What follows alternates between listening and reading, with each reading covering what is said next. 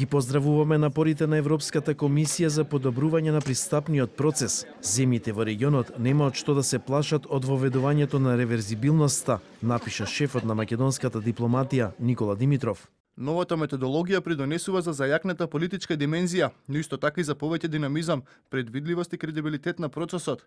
Веруваме дека овој обновен пристап ќе резултира со двојна победа во наредните недели, во отворање на преговори во рамките на усовршен пристапен процес. Пристапниот процес постои да ги трансформира реалностите кон подобро, повеќе придобивки за реформаторите и повеќе санкции за оние кои назадуваат врз основа на кредибилна објективна оценка за напредокот, представува чекор напред, пишува Димитров. Вице-премиерот за европски прашања Бујар Османи, по објавувањето на новата методологија од страна на Европската комисија, рече дека ова е важен ден по октомвриското разочарување. Според Османи, новата методологија ќе го динамизира процесот на преговарање, но и поставува јасни принципи за двете страни во делот на отчетноста, односно дека доколку земјата испорача, ќе мора Унијата соодветно да одговори на тоа. На Советот во март треба да се разгледуваат и методологијата, и извештајот, вонредниот извештај од февруари.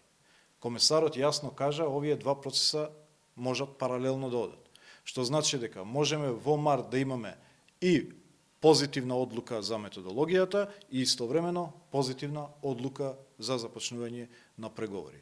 Од тоа што до сега го имаме слушнато од земјите членки, сите заговараат одлуката да биде пред Загребскиот самит во мај. Европската комисија излезе со новата методологија, а како што најави комесарот за проширување Вархеј, ќе биде изнесен дополнителен извештај за новите аспекти и напредување на земјава.